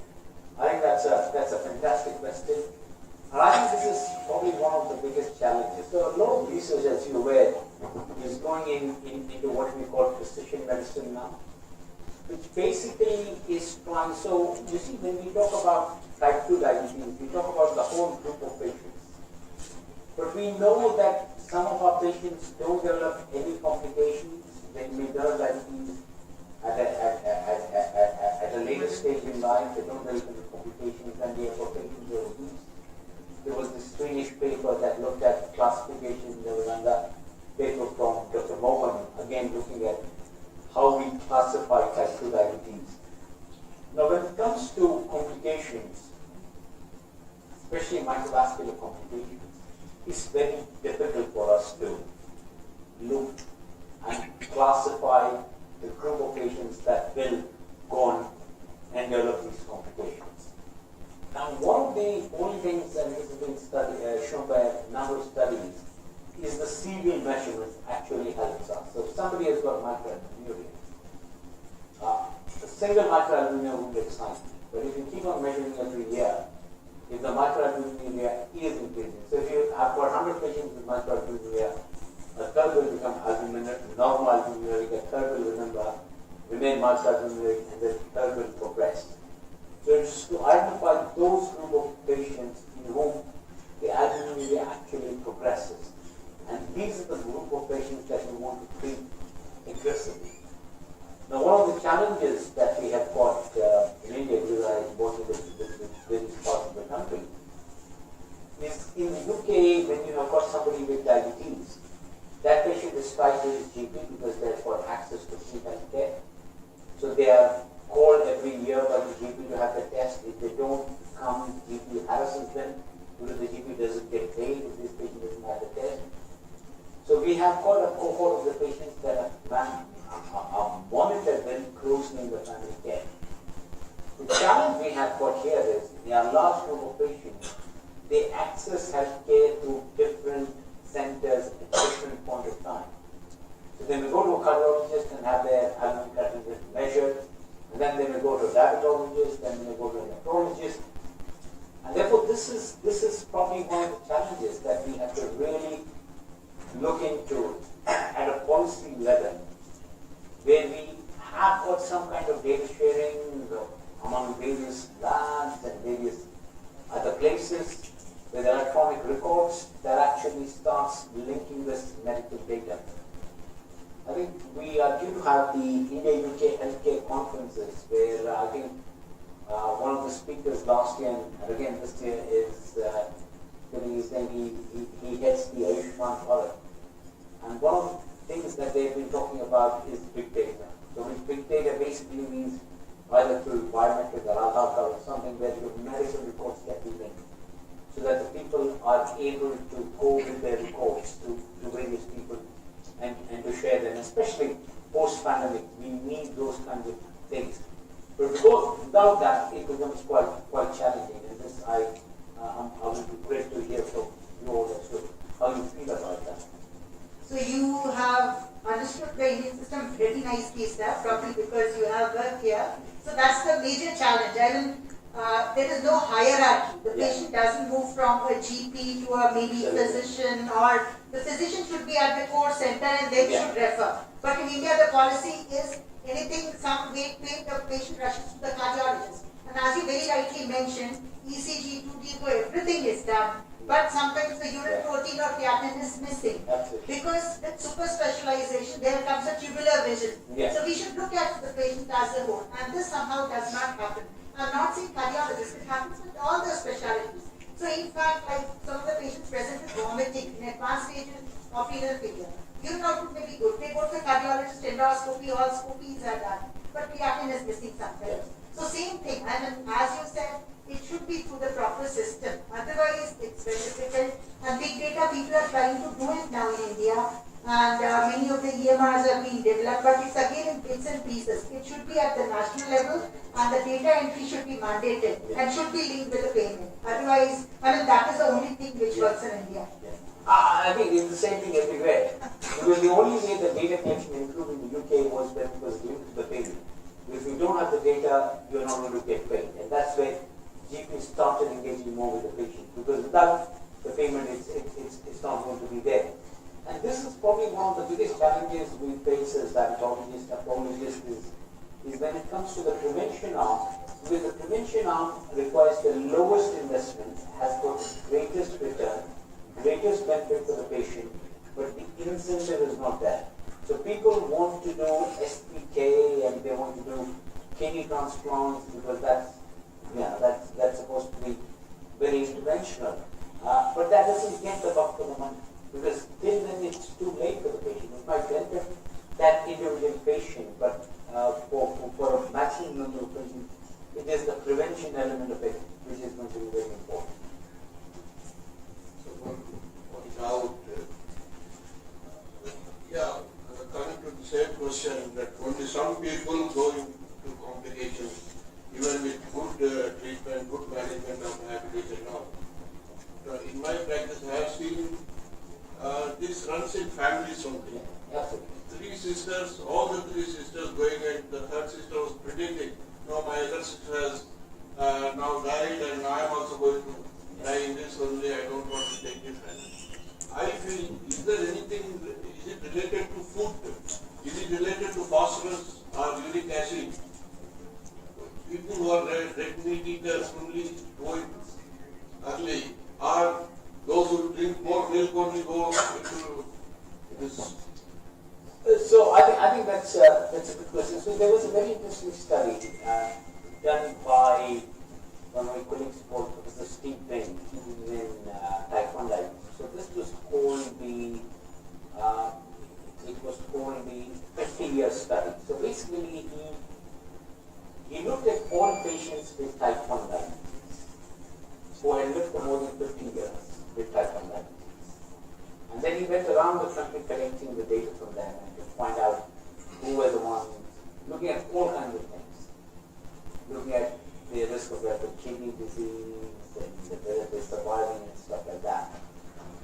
So the thing he found was two things which were very important. So these are the patients who did not develop kidney disease. Yeah? So because they lived with diabetes for 50 years, did not develop kidney disease. So the only thing he found when it came to the others who developed kidney disease and died was the HbA1c was no different. Blood pressure was no different. This was long time back.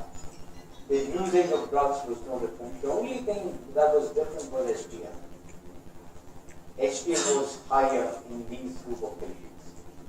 And the second thing that was significant was there was some kind of familial association. So there was a genetic risk of developing kidney disease. And we see it in a lot of our type 2 diabetes patients. I'm not aware of whether you are aware of any link with food, because I think food intake doesn't make much of a difference. But it is, there is definitely genetic linkage. There is perhaps, all these things do add up. So although some patients are protected, some patients things like HbA1c, blood pressure, and all do add up. Friends, I am sure you all agree with me. Thanks to Dr. Wasim, we have really revisited diabetic kidney disease, every aspect of it. And thanks to Dr. Manisha, without you, it would not have been so informative and lively. The combination of both of you really worked well for all of us. And thank you, Idea Clinics, for giving us this opportunity. I'll hand you over to Dr. Akash and then to the sponsors.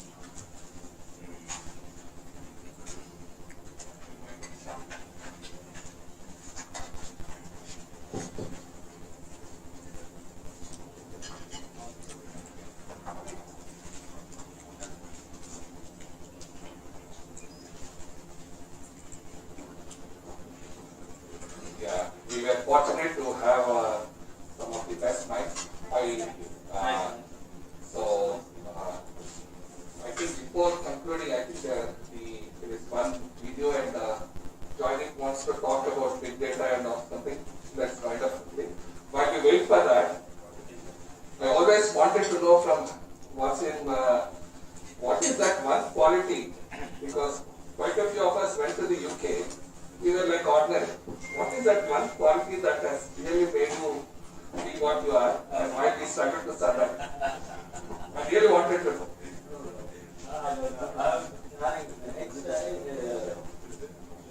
I think you all have watched.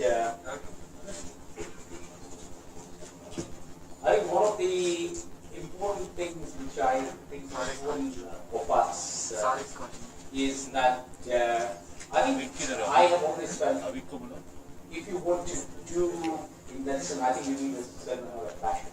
I've always had this passion of making a difference to my patient. I remember this conversation which played a very significant point in my life with a very eminent physician. And he said, you've got to keep your patient in the center. Because in the UK, we see, we feel we face a lot of pressures from managers and researchers, basically looking at budget management, looking at medicines management, looking at what you're doing. And what he said was that if you keep your patient on your side, you will always succeed, in whatever you do, be it research, be it is not on your side, and then you're trying to look at either, I'm not saying there's nothing wrong with making money, but making money or saving money, then in the long term you will lose out. But if you have got a vision on your side, so I think that is the thing. But I think you are as successful as well, we can get that. I think what we will do is just winding up the final session. I think who is going first?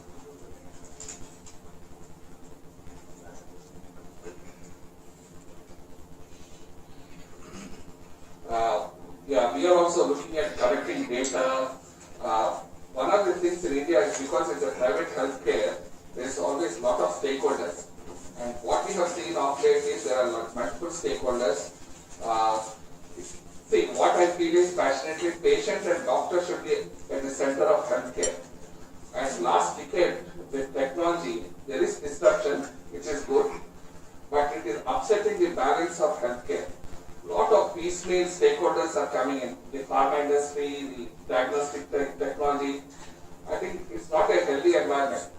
So, what ideally, India is full of data. If we can get our act together, I think we can create a lot of data. We can be the big. In that context, what we are trying to do is build the database, understand. It's not just the clinical care. We have to have analytics. We have to have predictor models, recommendation engines. That's what UK has. You have a big database. When it came to COVID, they were spot on. They could come up with studies that whatever we did. Here, hardly anything is left. And is it ready? Yeah. What else you can say?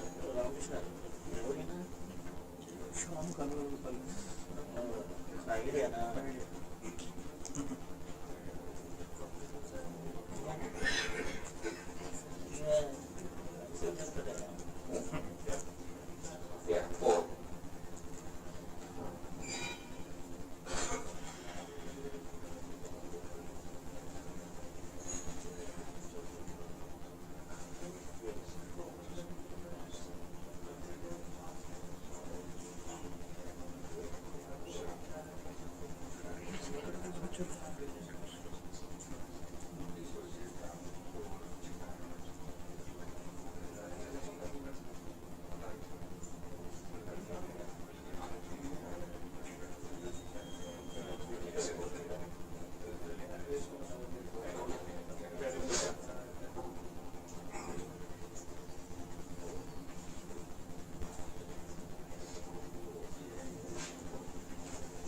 Thank you, Dr. Sam, for giving me the opportunity to talk about Idea Clinics journey and what Idea Clinics is going to do in very soon.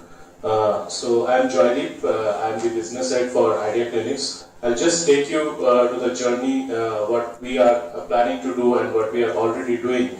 As Dr. Hanif was talking about big data, the digitization, those aspects. So at Idea Clinics, with Dr. Sham's vision, keeping the doctor in the central, where keeping everything around the doctor and the patient, we have started building the system, the processes, the technology and the analytics, where doctor and the patient are connected. All the technology is facilitating, connecting us with the data in the form of the patient's data that we are getting, in the form of clinical data that we are getting. So we are connecting everything in this space. If you can see over here, the technology, analytics and the systems and processes. So what we want to do is, we want to make the work for all the doctors, the clinics which are running all across the country, to make their work very, very easy through the technology, where they get the access to the entire network, which you can see over here. So basically a doctor is meeting the patient, then the doctor is writing the prescription, where services, where lab services, home services, pharmacy, and this entire platform is completely secure for the doctor to use, which we are building in the form of the technology. This is going to be the Idea Clinics' own technology, which is going to help the doctors, the clinics, to run their operation seamlessly as their own business, as their own practice, That is what we are building, and very soon, I mean in next few days, maybe on the Ganpati day, we are going to release our first version of our software, which is going to be the platform of its kind from Idea Clinics. Again, as I said, it's very important for us to keep the doctor in the central and provide the service delivery very easy for the patients to access the doctor. Thank you, Dr. Sham. Sorry, because we are in private healthcare, one of the things is the remuneration, unlike in the NHS. So what we have done is, in our system, all the revenue, a portion of it will go into the doctor as well. So it is a self-funding, so that model we built so that all stakeholders get benefited. So if I see a patient, instant, that sort of, so that we have everything in one place, and the growth platform is secured. Whatever technology and analytics, we are building that. I think hopefully luck is on our side, we can probably create some value.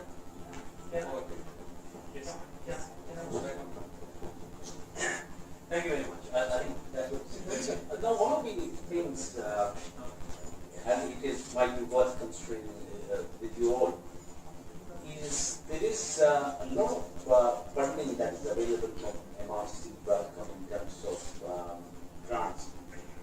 So recently I am actually chairing a project called the Ordinate Project. So this is £8 million grant from MRC Welcome. And this basically is looking at diabetic retinopathy screening for preventing blindness. And that kind of research is basically going in with the cameras, taking pictures and stuff like that. So that project is very much complete. But this is something about data integration, big data, is of a lot of interest. Because one of the things that can be put in together is using either your smartphone, because in India everybody has got a phone. So if that could be linked together and a model can be worked out for yourselves, then it can be rolled out to other places and stuff like that. So we can have a chat anytime, and we can see whether we can put it together. Because in Birmingham we have got a very big team on which is actually working on big data, trying to put these things together. Thank you, sir. Thank you for your attention, sir.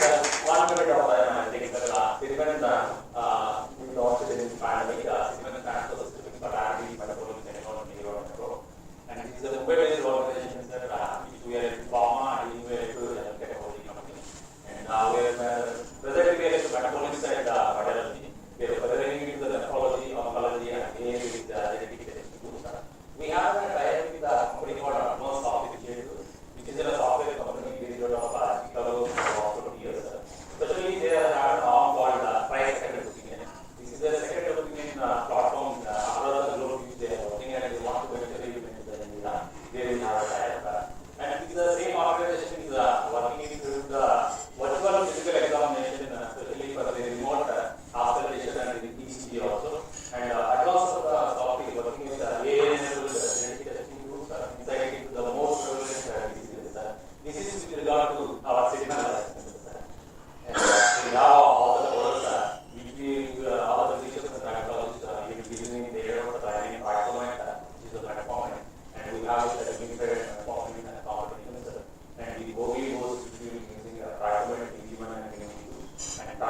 is the vice president, and Dato is the Dato is already started the video and about it. We have put it as very good. And Delhi order, the Delhi city is our brand, and those are the goals is our brand, and approach is our approach, and city and city is the capability we have.